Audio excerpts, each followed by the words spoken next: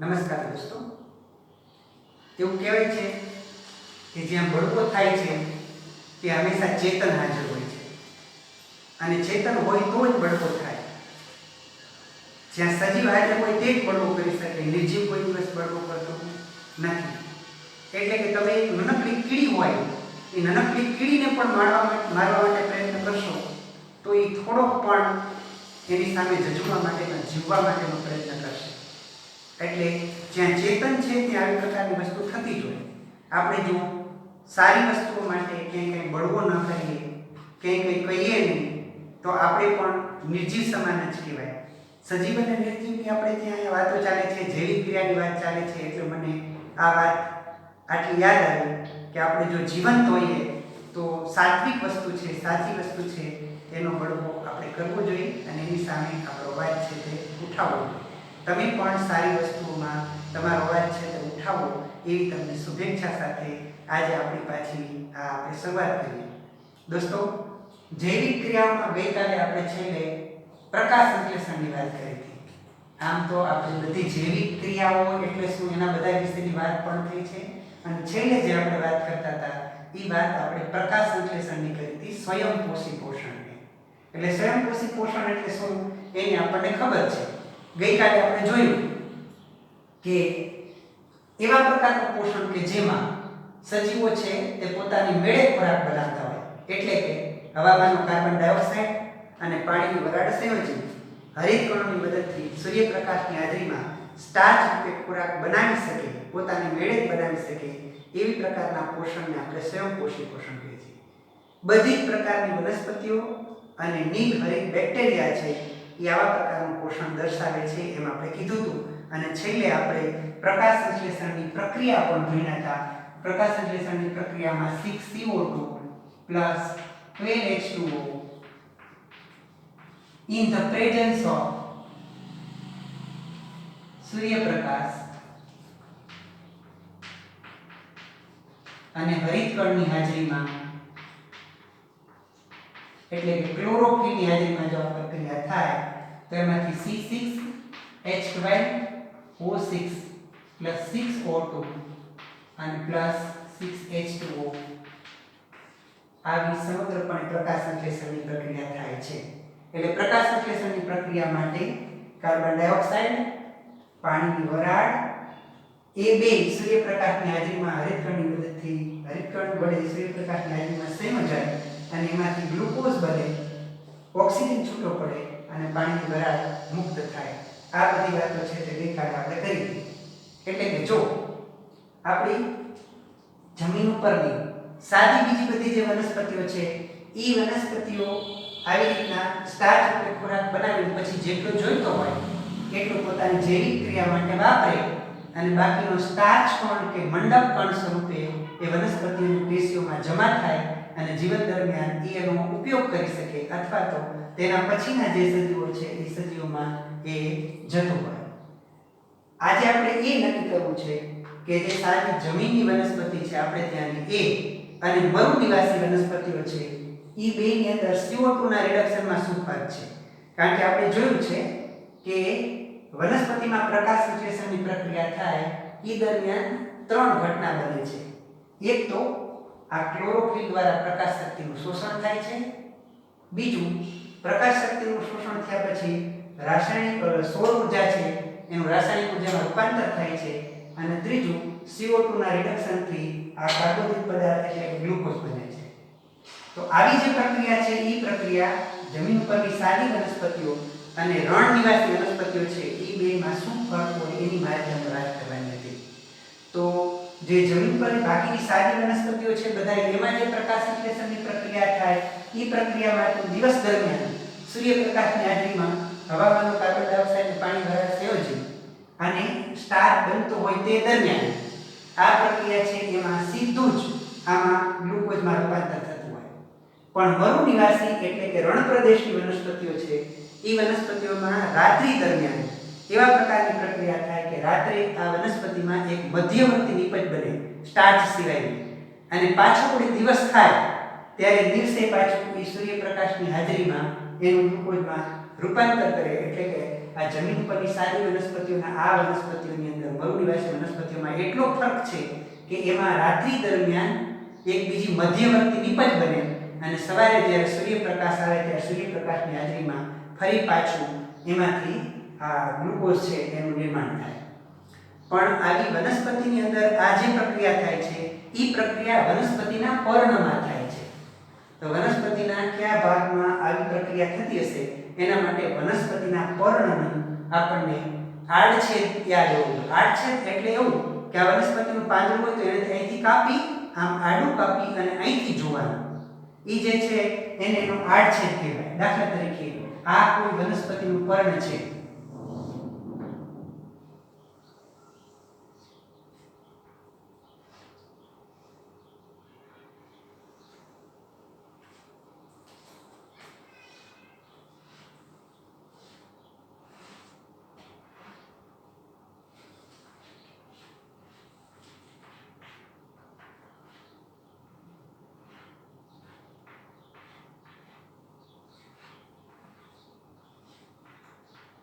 તો વનસ્પતિના પર્ણની અંદર આ આખો જે પાંદડાનો વિસ્તાર છે એને પર્ણફલક કહેવાય. આ આખો પર્ણફલક છે. પર્ણફલક આને કહેવાય પર્ણશિરા. આ આખી છે તે પર્ણમધ્ય શિરા. પર્ણમધ્ય શિરા. અને આ વનસ્પતિમાં જો આપણે આમ છેદ લેવો હોય તો અહીંથી વચ્ચેથી આમ કાપો મૂકી અને એ કાપામાંથી આપણી પાતળી શીટ બનાવી અને આપણે અહીંથી આ બાજુથી જોવાનું હોય. એટલે કે વનસ્પતિનું પાંદડું છે એ પાંદડું જો વચ્ચેથી આપણે કાપ્યું હોય તો એ કાપેલું પાંદડું આપણે જે જોવાનું છે એ પાંદડું જોવાનું અહીંથી. આ બેની વચ્ચે જે છેદ દેખાય છે એ છેદમાં આપણે જોવાનું. તો એ આપણને અંદરની રચનામાં કેવી રીતે દેખાતું હોય એની હું એક નાનકડી પહેલા આકૃતિ દોરું. એ આકૃતિ દોરીને આપણે તેને સમજીએ. વનસ્પતિના પર્ણનો જે આડો છેદ છે એ આડા છેદની અંદર ઉપરના ભાગમાં પેલા આવા અધિસ્તરીય કોષો હોય છે.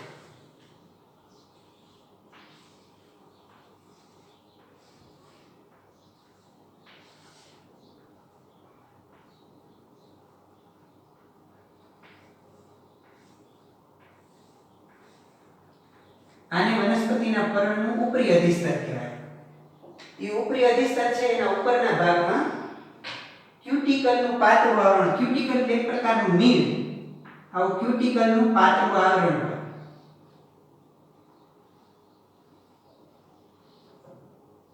આ પર્ણરંધ્રનો ભાગ છે જેની આકૃતિ કેવી થાય એના પછી હું તમને કહું છું. એક નાનકડા છિદ્ર સ્વરૂપે આખું પાંદડું છે. પાંદડા પર અસંખ્ય સૂક્ષ્મ છિદ્ર આવેલા હોય. એ સૂક્ષ્મ છિદ્ર છે એને આપણે પર્ણરંધ્ર કહીએ છીએ. આ વનસ્પતિનું ઉપરી અધિસ્તર છે. એટલે આ ઉપરવાળું સૌથી ઈ પેલું ઉપર ક્યુટિકલનું આવરણ છે. ક્યુટિકલ એક પ્રકારનું મીણ છે. ક્યુટિકલનું આવરણ. અને આ છે ઉપરી અધિસ્તર. અધિસ્તર એટલે સૌથી બહારનું પડ. ઉપરી અધિસ્તર. આ ઉપરી અધિસ્તર છે એને બરાબર લઘુલઘ આવી રીતના હરિતકણોત્સર્ગ પેશીના કોષો આમાં આવેલા હોય. લંબ રૂપે ગોઠવાયેલા હોય એવી પ્રકારે.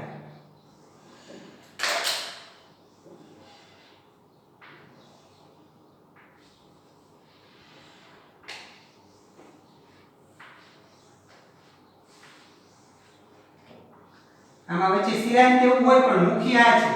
એની અંદર આવા ટપકા ટપકા જેવી રચના હોય.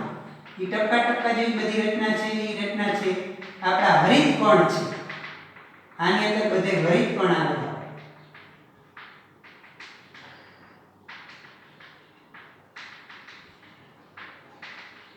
અને નીચેના ભાગમાં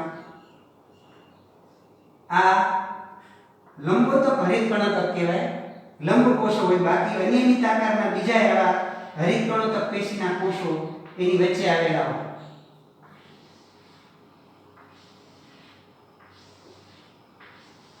આવા બીજા બધા કોષો છે તે હોય. એમાં પણ હરિતકણ હોય પણ આ જે લંબોતકમાં છે એના જેવા નહીં, એના કરતાં થોડા ઓછા હોય. પણ એની અંદર પણ હરિતકણોત્સર્ગ પેશીના કોષો છે તે આવેલા હોય. વચ્ચે વચ્ચે જે જગ્યા હોય એ જગ્યામાં પર્ણમધ્ય શિરાઓ પછી જલવાહક પેશીઓ, અનવાહક પેશીઓ એવું બધું એની અંદર આવેલું હોય, પણ એ વચ્ચે જે ભાગ છે આ હરિત કણોતક છે, આ હરિત કણોતક પેશી, હરિત કણોતક પેશી. હરિત કણોતક પેશીની અંદર વચ્ચે વચ્ચે જે રહ્યા એ હરિત કણ હોય, એ ક્યાં આપણે આ જે નાના નાના ટપકા કર્યા છે તે આવા બધા ગ્રીન કલરના જે અંદર ટપકા દર્શાવ્યા છે તે હરિત કણ હોય. અને આની વચ્ચે વચ્ચે જ્યાં જ્યાં એ જગ્યા છે એને વાયુકોટા કહેવાય. અને એની સૌથી નીચેનું જે સ્તર છે એ નીચેનું સ્તર પાછું વળી આવી રીતના અધિસ્તર પેશીના કોષોનું ગોઠવાયેલું હોય. એની અંદર પણ આવા નાના નાના જે છિદ્ર છે એ છિદ્ર જેવી રચના હોય. ઉપર જે હોય એના કરતાં નીચે થોડા વધારે હોય, એટલે આપણે થોડાક એની અંદર વધારે દર્શાવેલા છે. આવી રીતે આ જે છે એને એનું અધઃ અધિસ્તર કહેવાય, અધઃ અધિસ્તર.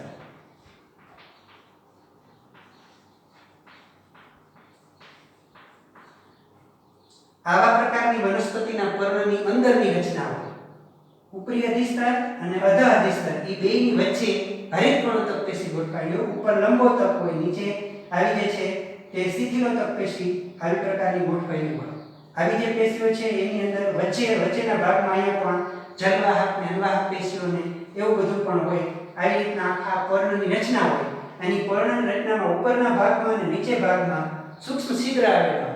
ઉપરી અધિસ્તર હોય એના કરતાં અધઃ અધિસ્તરમાં આવા સૂક્ષ્મ છિદ્ર વધારે હોય, જેને આપણે પર્ણરંધ્ર કહીએ છીએ. આ પર્ણરંધ્ર છે એની રચના છે તે કેવા પ્રકારની હોય, એવી એક પર્ણરંધ્રની ટૂંકી નાનકડી એક રચના છે એ હું તમને અહીં દર્શાવું છું.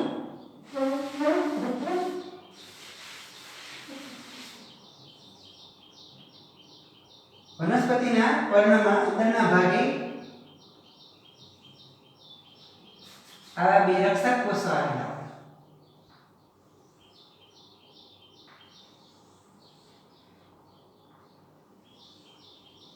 આ બે રક્ષક કોષો છે એની અંદર હરિત કણોતક પેશી હોય, એટલે હરિત કણો અહીંયા આવેલા હોય.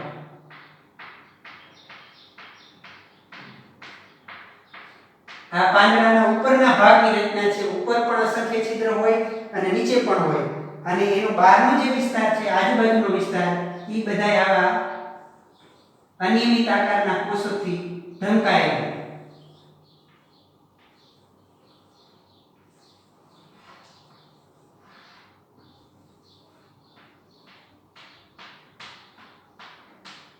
આ બે છે એને આપણે રક્ષક કોષો કહીશું. એ રક્ષક કોષો અને આ બીજા બધા ઉપરવાળા એ અધિસ્તરીય કોષો હોય. પણ આ જે છે ને અહીંયા આપણે જે દર્શાવ્યું છે તે બંધ પર્ણરંધ્ર છે. ખુલ્લું પર્ણરંધ્ર છે તે દર્શાવવું હોય તો આપણે આકૃતિ આમ કરીને આમ કરવી પડે. આ એ રક્ષક કોષ જ છે. આની અંદર અહીંયા આ હરિત કણના કોષો છે.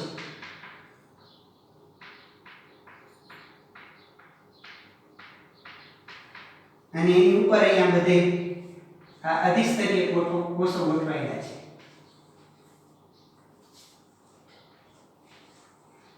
આ પર્ણરંધ્રની રચના કહેવાય. પર્ણરંધ્રની આ આકૃતિ છે. આ એની અંદરનું કોષ કેન્દ્ર છે. આ બધા રહ્યા ક્યાં છે? અધિસ્તરીય કોષો. કેવા છે? અધિસ્તરીય કોષો.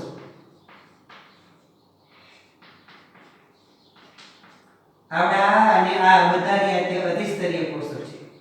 આ કોષ રહ્યા બે અહીંયા આવડા આ અને આવડા ઈ બે રક્ષક કોષ કહેવાય. અને આ વચ્ચેનો જે ભાગ છે પર્ણરંધ્ર કહેવાય. પણ અહીંયા બંધ પર્ણરંધ્ર છે. કેવું છે?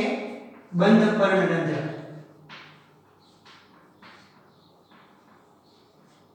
અને આ છે ખુલ્લું પર્ણરંધ્ર.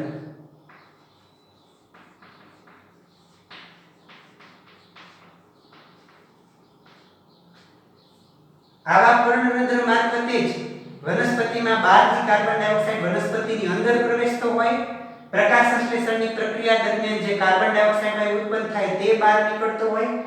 તે ઓક્સિજન ઉત્પન્ન થાય તે બહાર નીકળતો હોય અને પ્રકાશ સંશ્લેષણની પ્રક્રિયા માટે જરૂરી કાર્બન ડાયોક્સાઇડ અંદર આવતો હોય. દોસ્તો આપણે એક વાત આની સાથે સાથે હું તમને એ પણ યાદ અપાવું કે વનસ્પતિમાં પ્રકાશ સંશ્લેષણની પ્રક્રિયા થાય ને એમાં કાર્બન ડાયોક્સાઇડ વપરાય અને ઓક્સિજન મુક્ત થાય છે. વનસ્પતિ શ્વસન તો આપણી જેમ જ કરે. એ શ્વસનમાં એના ગ્લુકોઝનું વિઘટન થાય, તે ગ્લુકોઝના વિઘટનથી કાર્બન ડાયોક્સાઇડ અને પાણીની વરાળ ઉત્પન્ન થાય, એ બહાર નીકળતા હોય. એટલે વનસ્પતિના પર્ણરંધ્ર છે એના મારફતે ઓક્સિજન અને કાર્બન ડાયોક્સાઇડ વનસ્પતિના શરીરની અંદર પ્રવેશતો હોય અને ઓક્સિજન બહાર પણ નીકળે જ્યારે જરૂર પડે ત્યારે. ટૂંકમાં આના દ્વારા કાર્બન ડાયોક્સાઇડ અંદર પ્રવેશે, ઓક્સિજન બહાર નીકળે અને બાષ્પોત્સર્જન પણ થાય. પણ આ પર્ણરંધ્ર ખુલે ને બંધ થાય એ કેવી રીતે થાય એ આપણા માટે એક મહત્વની ક્રિયા છે. એને પર્ણરંધ્રની ક્રિયાવિધિ કહેવાય. ધ્યાનમાં રાખવાનું કે આ બે જે કોષો છે રક્ષક કોષો એની અંદર આ હરિતકણ છે. એટલે જ્યારે રક્ષક કોષોમાં નીચેથી વ્યવસ્થિત રીતે પાણી મળતું હોય, આમ પાણી મળે ને ત્યાં સુધી આ રક્ષક કોષોની દિવાલ છે તે એકબીજા સાથે આમ જોઈન્ટ હોય અને બંધ હોય. જ્યારે પાણી મળે ત્યારે રક્ષક કોષો આસુન બને એટલે ફૂલાય અને એની અંદર આ જે દિવાલ છે આપણે આ બે મેં દર્શાવી છે એ દિવાલમાંથી કોષો આમ બહારની તરફ ખેંચાય. એટલે આવી ઘટના બને. કોષોની તરફ બહારની તરફ ખેંચાય એટલે પર્ણરંધ્ર છે તે ખુલે. પર્ણરંધ્ર ખુલે તો એની અંદરથી ઓક્સિજન બહાર આવે, બાષ્પોત્સર્જન થઈને પાણી વરાળ પણ બહાર જાય અને કાર્બન ડાયોક્સાઇડ અંદર દાખલ થાય. એટલે કે રક્ષક કોષોમાં પાણી ભરાય તો તે આસન બને અને પર્ણરંધ્ર ખુલે તો કાર્બન ડાયોક્સાઇડ અંદર આવે, ઓક્સિજન બહાર જાય અને બાષ્પોત્સર્જનની ક્રિયા પણ થાય. પણ જ્યારે નીચે જમીનમાંથી પૂરતા પ્રમાણમાં પાણી ન મળતું હોય, શુષ્ક પરિસ્થિતિ હોય તો રક્ષક કોષો શિથિલ બને. શિથિલ બને તો પાણી ગુમાવાઈ જાય અને પર્ણરંધ્ર બંધ થઈ જાય. પર્ણરંધ્ર બંધ થઈ જાય તો એવા સમયે પ્રકાશ સંશ્લેષણની પ્રક્રિયા કે વાયુઓની લેવડ દેવડની પ્રક્રિયા છે એ બંધ થાય. તો આપણને એમ પૂછે કે પર્ણરંધ્ર દ્વારા એના ખુલ બંધ થવાની પ્રક્રિયા કેવી રીતે થાય? તો આપણે એટલું ધ્યાન રાખવાનું કહ્યું કે આમાં રક્ષક કોષોમાં પાણી ભરાય તો રક્ષક કોષો આસુન થાય અને પર્ણરંધ્ર ખુલે. પણ રક્ષક કોષોમાંથી પાણી નીકળી જાય તો રક્ષક કોષો શિથિલ થાય અને પર્ણરંધ્ર છે તે બંધ થઈ જાય. ધ્યાનમાં આવ્યું દોસ્તો?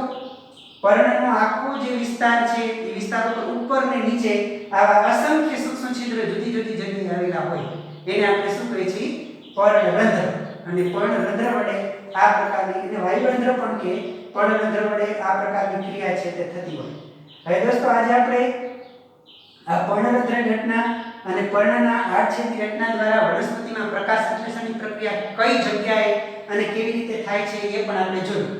આમાં જોવાનું છે કે આ જે હરિતકણ છે વનસ્પતિના પર્ણની અંદર, એ હરિતકણની અંદર ક્લોરોફિલ નામનું દ્રવ્ય હોય. એ ક્લોરોફિલ નામના દ્રવ્ય વડે વનસ્પતિ પ્રકાશ સંશ્લેષણની પ્રક્રિયા કરી શકે છે.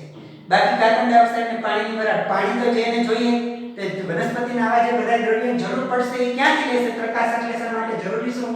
કાર્બન ડાયોક્સાઇડ, પાણી, સૂર્યપ્રકાશ, હરિતકણ. બરાબર? તે પ્રકાશ સંશ્લેષણની પ્રક્રિયામાં તો કાર્બન ડાયોક્સાઇડ હવામાંથી મેળવે, પાણીની વરાળ છે અથવા તો પાણી છે તે પહેલા જમીનમાંથી મૂળ દ્વારા શોષીને તે મેળવતું હોય.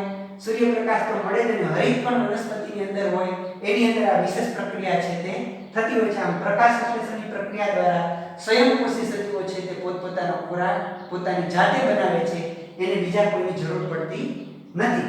પણ આપણે કેમ કહી શકીએ કે વનસ્પતિને પ્રકાશ સંશ્લેષણની ક્રિયા માટે ક્લોરોફિલની જરૂર છે, કાર્બન ડાયોક્સાઇડની જરૂર છે, પ્રકાશની જરૂર છે, પાણીની જરૂર છે? વનસ્પતિને પાણીની જરૂર છે એ તો આપણે સીધું સમજી શકીએ. કેવી રીતે? કે વનસ્પતિને જો એકાદ બે દિવસ આપણે પાણી ન દીધું હોય તો તે કરમાઈ જાય છે.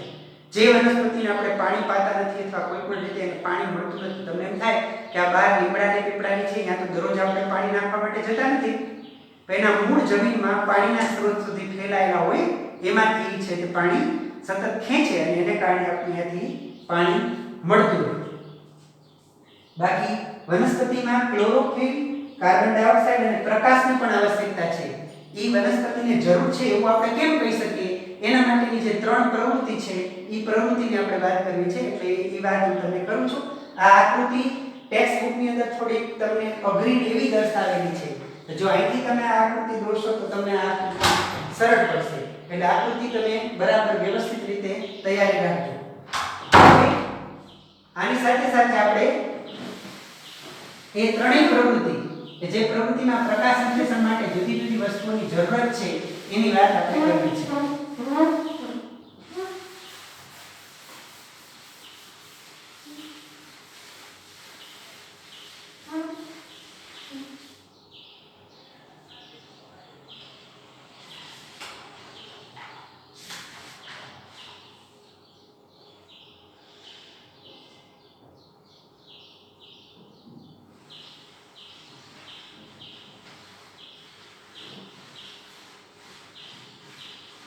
આ ત્રણેય પ્રવૃત્તિની વાત આપણે ચલાવીને પછી આપણી વાત આપણે પૂરી કરશું, પણ ત્રણેય પ્રવૃત્તિ પ્રયોગાત્મક છે એટલે થોડુંક આપણે એક સમજવું પડશે અને આપણે એની વાત કરીએ.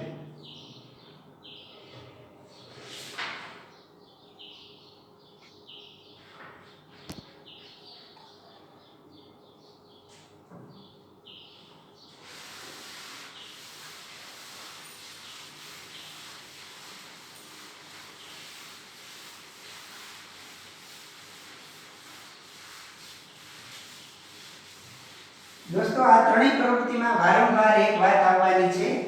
એક વાત આવશે આલ્કોહોલની.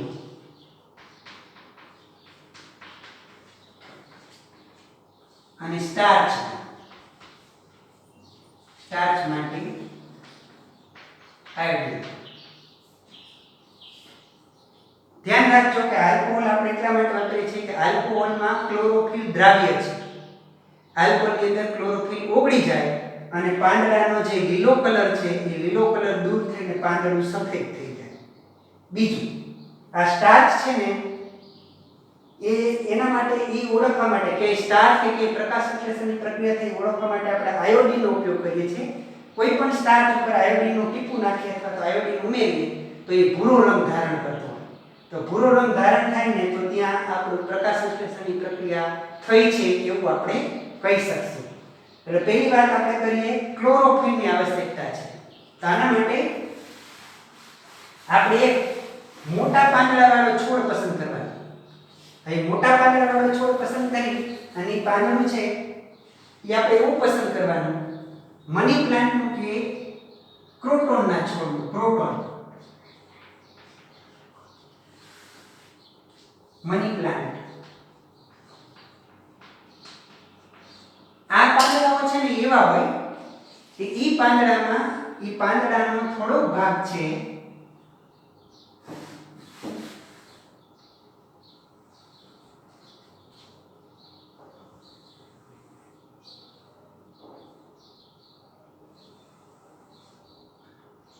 થોડાક ભાગમાં ક્યાંક છે એ પાંદડું છે ને એ લીલા કલરનું હોય. દાખલા તરીકે આટલો ભાગ છે તે લીલો છે એમ આપણે સમજીએ. આવો ભાગ છે વચ્ચે લીલા ડાઘ હોય.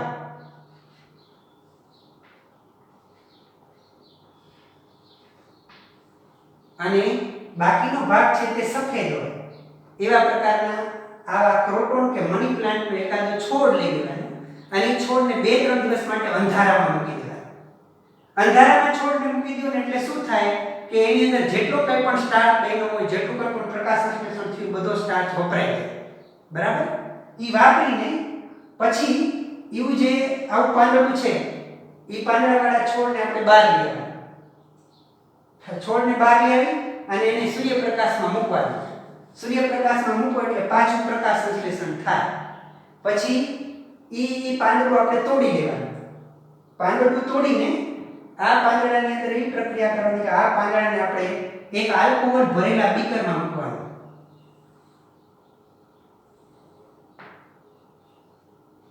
આની અંદર આલ્કોહોલ ભરેલું હોય. આલ્કોહોલ ભરેલા બીકરની અંદર આ પાંદડું છે તે પાંદડું આપણે રાખી દેવાનું. આપણે ખબર છે કે આલ્કોહોલ જ્વલનશીલ છે. જ્યારે ગરમ કરો તો સીધો આલ્કોહોલ હળગે. એવું ન થાય એટલા માટે આને એક બીજું પાણી ભરેલું પાત્ર હોય.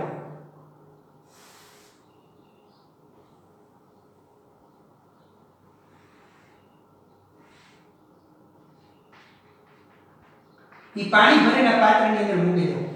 એ પાણી ભરેલું જે આટલું પાત્ર છે ને એને વોટર બાથ કહેવાય. એને શું કહેવાય? વોટર બાથ. આમાં આલ્કોહોલ ભરેલું છે. આ વોટર બાથ છે. પછી વોટર બાથને નીચેથી ધીરે ધીરે તમારે અહીંથી આમ ત્રિપાઈ ઉપર મૂકી દેવાનું. ત્રિપાઈ ઉપર મૂકી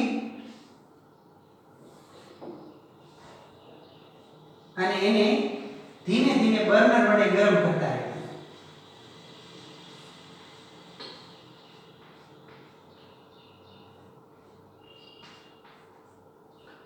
આને બર્નર વડે ધીરે ધીરે ગરમ કરશો ને એટલે આ પાંદડાનો લીલો રંગ આની અંદર દ્રાવ્ય થઈ જશે.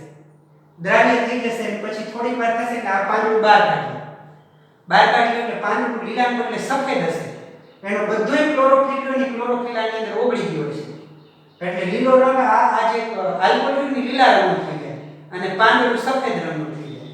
પછી પાંદડાને બહાર કાઢીને આપણી એક ડીશ હોય, પેટરી ડીશ એટલે નમૂના માટેની ડીશ, એની અંદર ગોઠવવા. ગોઠવી અને એને ધોઈ હરખી રીતે અને ઈ પાંદડાને સાફ કરી નાખવાના. પાંદડાને સાફ કરીને પછી એની ઉપર આયોડિનના ટીપા મૂકવાના. આયોડિનના ટીપા મૂકશો તો આ જે ભાગ તમને આ લીલો દેખાતો હતો પેલા લીલો, ઈ ભાગ છે ને ઈ ભૂરા કલરનો થઈ જાય. કેવો થઈ જશે? ભૂરો. ભૂરો થઈ જાય તો એનો મતલબ એવો કે અહીંયા પ્રકાશ સંશ્લેષણ થયું છે, પણ અહીંયા કે ભૂરું નહીં થાય, ઈ સફેદ રહેશે. તો એનો મતલબ સીધો એવો થાય કે પ્રકાશ સંશ્લેષણ માટે ક્લોરોફિલની આવશ્યકતા છે. ક્લોરોફિલ વગર અથવા તો ક્લોરોફિલ હરિતકણ છે ને, ઈ હરિતકણની અંદર જ આ દ્રવ્ય ભરેલું હોય એને ક્લોરોફિલ કહેવાય. ઈ ક્લોરોફિલ વડે જ પ્રકાશ સંશ્લેષણની પ્રક્રિયા છે તે થતી હોય. એટલે પહેલી પ્રવૃત્તિ આપણી કેવી છે કે વનસ્પતિના પ્રકાશ સંશ્લેષણ માટે ક્લોરોફિલની આવશ્યકતા છે સમજાવો. તો એના માટે કરવાનું છે શું કે ક્રોટોન ઓફ મની પ્લાન્ટનો એક છોડ લઈ આવવાનો કે જેમાં થોડો ભાગ છે તે લીલો હોય ને થોડો ભાગ સફેદ હોય. આવા આખા છોડને 2-3 દિવસ અંધારા મૂકી દેવાનો. એટલે એની અંદરનો ઉત્પન્ન થયેલો બધો સ્ટાર્ચ છે તે વપરાઈ જાય. પછી 2-3 દિવસ પછી સૂર્યપ્રકાશમાં મૂકવાનો. એટલે એમાં પ્રકાશ સંશ્લેષણ થાય. એકાદ દિવસે પાછું વળી એની અંદરથી પાંદડું તોડી અને ઈ પાંદડું છે એને આલ્કોહોલમાં વોટર બાથની અંદર મૂકી અને ઉકાળવાનું. ઉકાળો એટલે ક્લોરોફિલ એમાં ઓગળી જાય અને પાંદડું થઈ જાય સફેદ. લીલા પાંદડામાં પણ આ તો બહેનું તો હોય, પણ લીલા પાંદડામાં આવો ભૂરો રંગ છે તો તમને દેખાય નહીં. એટલા માટે ક્લોરોફિલમાં નાખીને ઉકાળી નાખવાનું. ક્લોરોફિલમાં નાખીને તમે ઉકાળી નાખશો એટલે એની અંદરનો લીલો રંગ દૂર થઈ જશે. બહાર આખું પાંદડું સફેદ હશે. એને ધોઈ સાફ કરી અને એની અંદર તમે આયોડિનના 2-3 ટીપા મૂકો તો આયોડિનના દ્રાવણમાં ડુબાડો તો થોડીક વારમાં એની અંદર જ્યાં લીલો રંગ હતો એ જગ્યાએ આપણને ભૂરો રંગ દેખાવા માંડશે. એ આપણને એવું દર્શાવે છે તે જગ્યાએ પ્રકાશ સંશ્લેષણની પ્રક્રિયા થઈ છે. માત્ર લીલો રંગ હતો ત્યાં જ પ્રકાશ સંશ્લેષણની પ્રક્રિયા થઈ છે. એટલે કે પ્રકાશ સંશ્લેષણની પ્રક્રિયા માટે ક્લોરોફિલ આવશ્યક છે. ક્લોરોફિલ વગર પ્રકાશ સંશ્લેષણની પ્રક્રિયા થતી નથી. બરાબર? રેડી? હવે પછી બીજી વાત આપણે કરીએ કે પ્રકાશ સંશ્લેષણની પ્રક્રિયા માટે કાર્બન ડાયોક્સાઇડ આવશ્યક છે. CO2. કાર્બન ડાયોક્સાઇડ વગર પણ પ્રકાશ સંશ્લેષણની પ્રક્રિયા થતી નથી. તો એના માટે તમે એવું કરો કે આવા છે ને મોટા પાંદડાવાળા 2 કુંડા પસંદ કરો.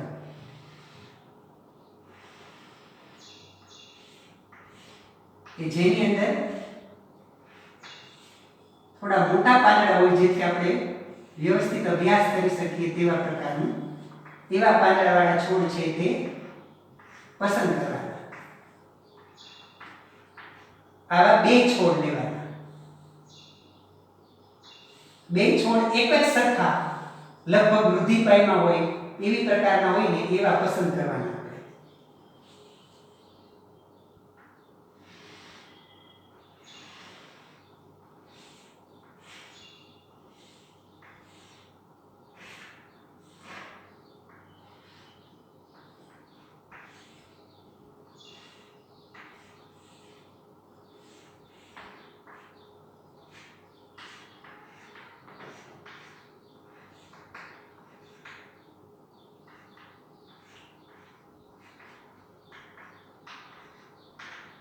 આવા 2 છોડ પસંદ કરવાના. આવા 2 છોડને પહેલા ઉપાડી અને આપણે છે તે અંધારાની અંદર મૂકી દેવાના.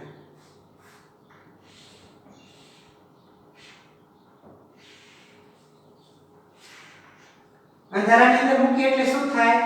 જેટલું પ્રકાશ સંશ્લેષણ થઈ અને અંદર સ્ટાર્ચ બન્યો છે બધો સ્ટાર્ચ વપરાય. બરાબર? ઈ વાત મૂળ. પછી એ 2-3 દિવસ પછી છોડને બેયને બહાર કાઢવાના. બહાર કાઢીને કાચની પ્લેટ ઉપર મૂકવાની. કાચની પ્લેટ કે કોઈ પણ લીસી પ્લેટ આપણે લાદી ઉપર મૂકીએ તોય ચાલે. પછી એક જે છોડ છે ને એની બાજુમાં અહીંયા એક બાષ્પ વાટકી મૂકવાની. એની બાષ્પ વાટકીની અંદર પોટેશિયમ હાઇડ્રોક્સાઇડ મૂકવાનું. શું મૂકવાનું? KOH, potassium hydroxide. Potassium hydroxide. Potassium હાઇડ્રોક્સાઇડનો ગુણધર્મ એ છે કે હવામાં કાર્બન ડાયોક્સાઇડ વાયુ હોય ને તો એ કાર્બન ડાયોક્સાઇડને ખાઈ જાય, મતલબ શોષી જાય. એટલે એ કાર્બન ડાયોક્સાઇડ આની અંદર રહેવા દે નહીં. આની પાસે મૂકવાનું, એકમાં આ KOH ભરીને મૂકવાનું, આમાં કાંઈ રાખવાનું નહીં. અને બે જે આપણી આ છોડ છે ને એ છોડને આવી મોટી એક બરણી આવે કાચની, કે જેનું નીચેનું તળિયું છે તે ખુલ્લું હોય, એમાં ઊંધી મૂકી આમાં અને ઉપરથી ઈ બરણી આમ ઢાંકેલી હોય, ઉપર આ ઉપાડી શકાય તેવું હેન્ડલ જેવું નાનું ટોપકું હોય. આને બેલ ઝાડ કહેવાય. શું કહેવાય? બેલ ઝાડ. બેલ ઝાડ. ઝાડ એટલે બરણી. આ બેલ ઝાડ વડે આને ઢાંકી દેવાય. એમ આને પણ બેલ ઝાડ વડે ઢાંકી દેવાય.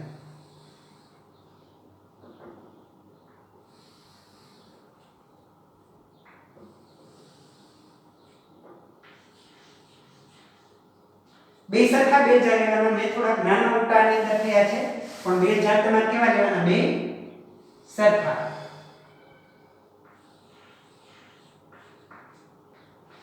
બેયને આવી રીતના ઢાંકી દેવાનું. હવે ઢાંકી દેશો ત્યારે શું થશે કે આની અંદર હવા હશે. એ હવામાં કાર્બન ડાયોક્સાઇડ પણ હશે. આ છોડને આપણે પાણી પાઈ રાખ્યું છે. આ પાંદડા લીલા છે. બહારથી સૂર્યપ્રકાશ પણ આ બરણી શોષણમાં જઈ શકે. બધું થાય, બરાબર ને? એટલે પ્રકાશ સંશ્લેષણ માટે જરૂરી ઘટકોમાં પાણી, કાર્બન ડાયોક્સાઇડ પણ હવાની અંદર હોય અને સૂર્યપ્રકાશ પણ બહારથી આવે, હરિતકણ પણ હોય, બધું હોય, બરાબર? પણ આની અંદર શું બનશે કે આ જે KOH નું અહીંયા આપણે બહાર આ પાત્ર મૂકેલું છે એ આની અંદર જે કાર્બન ડાયોક્સાઇડ છે એ કાર્બન ડાયોક્સાઇડને ખાઈ જશે, એટલે શોષી જશે. આ રીતે આપણે બહાર આ પ્રકાશ સંશ્લેષણ થવા માટે આ મૂક્યું હોય તે દરમિયાન આ પ્રકાશ સંશ્લેષણ પૂરું થાય એટલે કે 2-4 કલાકમાં કે બીજે દિવસે તમે જુઓ, બીજે દિવસે આ બે ઝાડ ખોલી નાખવાય. અને આ બે ઝાડમાં અહીંયા પહેલા દિવસે અહીંયા કાંઈ થાય નહીં, મતલબ બહારથી હવા જાય નહીં, એટલે અહીંયા તમારે ગ્લિસરીન લગાડી દેવાનું. ગ્લિસરીન કે ઓઇલ ગમે તે લગાડ્યું એટલે સીલ બંધ થઈ જાય. બીજી હવા આની અંદર હોય એના કરતાં વધારાની હવા અંદર પ્રવેશી શકે નહીં. પણ પ્રકાશ સંશ્લેષણ માટે જરૂરી બધાય ઘટકો છે, બધાય ઘટકો એને મળે એ તમને બધું આની અંદર ધ્યાનમાં આવે એવી રીતે છે, બરાબર ને? પ્રકાશ સંશ્લેષણ પણ અહીંયા જે આપણે પોટેશિયમ હાઇડ્રોક્સાઇડનું પાત્ર મૂક્યું છે એ પોટેશિયમ હાઇડ્રોક્સાઇડનું પાત્ર આની અંદર ઉત્પન્ન થતો CO2 છે એ CO2 ને શોષણ કરી લેશે. પછી શું થશે? આને આપણે કાઢી દઈએ. કાઢી લીધા પછી શું થશે? આ બેમાંથી એક એક પાંદડું તોડી દે. બેમાંથી એક એક પાંદડું તોડીને બેને આપણે આગળ દર્શાવ્યું તેમ આલ્કોહોલમાં નાખીને જુદા જુદા, નહીં તો ખબર નહીં પડે કે કેમાંથી કયું લીધું. આપણે દાખલા તરીકે આને આપણે A બેર ઝાડ કહીશું, આને B બેર ઝાડ કહીશું. તો બેમાંથી એક એક પાંદડું તોડવાનું. બેને નોખે નોખો ક્લોરોફિલની કાઢી નાખવા માટે આલ્કોહોલમાં ઉકાળવાનું.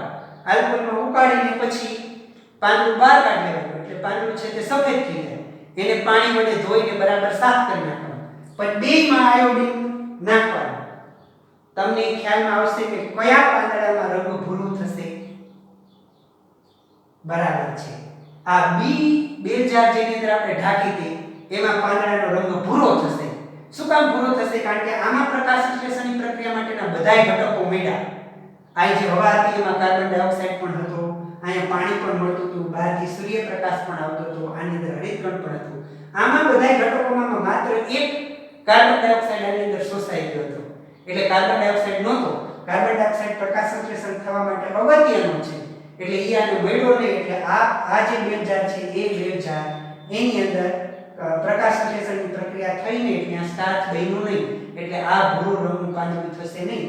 આ ભૂરું થશે એ આપણને એવું દર્શાવે છે કે પ્રકાશ સંશ્લેષણની પ્રક્રિયા માટે કાર્બન ડાયોક્સાઇડ આવશ્યક છે.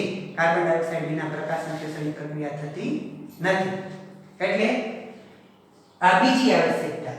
અને ત્રીજું જે છે એ ત્રીજું હવે જે છે તે શું થશે એ પ્રકાશ સંશ્લેષણ માટે પ્રકાશની આવશ્યકતા પ્રકાશની આવશ્યકતાની આપણે વાત કરીએ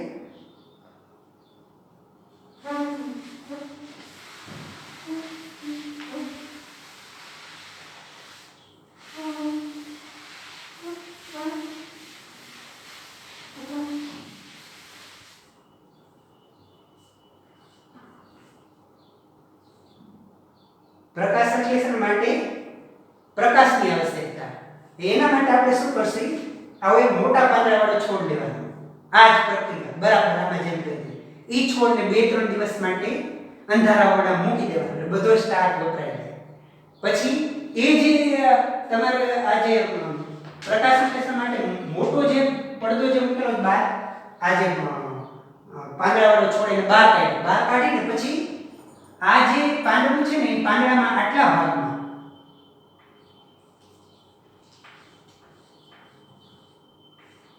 એલ્યુમિનિયમ ફોઇલની પટ્ટી બાંધી દેવાની આગળ અને પાછળ અને બેયમાં ક્લિપ ભરાવી દેવાની અથવા ગ્રેનોનનો પડદો આવે ગ્રેનોન ક્લિપ જેવો જ આવે એની ક્લિપ છે ને આમાં ભરાઈ દો તો એની અંદર આવી ડિઝાઇન જેવું કંઈક અંદર ગોઠવેલું હોય અને આવી ક્લિપ જ હોય એ ક્લિપ જ આગળ પાછળથી આપણે લગાવીને અંદર ભરાવી દઈ શકીએ આ કાં તમારે એલ્યુમિનિયમની પટ્ટી લગાડવાની અને કાં આવો ગ્રેનોનનો પડદો લગાડવાનો આ જે પડદો અથવા આવી સ્લીપ એ લગાડી અને પછી એને બહાર સૂર્યપ્રકાશમાં મૂકી દેવાનો આ હશે ને તો એને આ જે ખુલ્લો ભાગ છે અંદર એના સિવાય પ્રકાશ પડવા દેશે નહીં અને આ જે પટ્ટી જ્યાં લગાડી છે એ પણ એલ્યુમિનિયમને કારણે સૂર્યપ્રકાશનું પરાવર્તન થઈ જશે એટલે એને પ્રકાશ મળશે નહીં એટલે આ રીતે પ્રકાશ સંશ્લેષણની પ્રક્રિયા થવા દીધા પછી આ પાંદડું આપણે તોડી લેવાનું એ પાંદડું તોડી અને એને પાછું ક્લોરોફિલમાં ઉકાળવાનું ક્લોરોફિલમાં ઉકાળો એટલે પાંદડું દૂર થઈ જાય દૂર થયા પછી બહાર કાઢો એટલે સફેદ પાંદડું છે ધોઈ સાફ કરી અને એની અંદર તમે આયોડિન નાખો તો આયોડિન નાખો તો આ જેટલો ભાગ છે એટલા ભાગની અંદર ભૂરું થાય નહીં આમાં પણ આટલો જેટલો ભાગ છે એટલા ભાગની અંદર વનસ્પતિની અંદર ભૂરું થાય નહીં બાકીનો બીજો બધો ભાગ છે એ આ જે ખુલ્લો ભાગ છે એટલો ભાગ ભૂરો થાય બાકીના ભાગમાં ભૂરું થાય નહીં એ આપણને શું દર્શાવે છે કે વનસ્પતિમાં પ્રકાશ સંશ્લેષણની પ્રક્રિયા માટે પ્રકાશની આવશ્યકતા છે પ્રકાશ વગર પ્રકાશ સંશ્લેષણ થાય નહીં તો આમ પ્રકાશ સંશ્લેષણ માટે ક્લોરોફિલ પણ જરૂરી છે કાર્બન ડાયોક્સાઇડ પણ જરૂરી છે અને પ્રકાશ પણ જરૂરી છે ઉપરાંત પાણી પણ જરૂરી છે પણ આ બધા ઘટકો છે પ્રકાશ સંશ્લેષણના એના વગર પ્રકાશ સંશ્લેષણની પ્રક્રિયા થતી નથી તો દોસ્તો આજે આપણે અહીં સુધીની વાત છે તે રાખી અને હોમવર્કમાં તમારે આજે છે તે પર્ણના આડછેદની રચના અને પર્ણરંધ્રની ક્રિયાવિધિ આ બે કરવાનું આ જે છે આ પ્રક્રિયાઓ બધી પ્રક્રિયાઓ તમે વાંચી જજો એ પ્રવૃત્તિ અંતર્ગત આપી છે પણ તમારે પર્ણરંધ્રની રચના અને પર્ણના આડછેદની રચના પર્ણના આડછેદની માત્ર આકૃતિ દોરવાની અને પર્ણરંધ્રની જે રચના છે એ પર્ણરંધ્ર રચના દોરી અને લખવાની તો આપણે આજે આટલું રાખીએ આવતીકાલે ફરીથી મળશું નમસ્કાર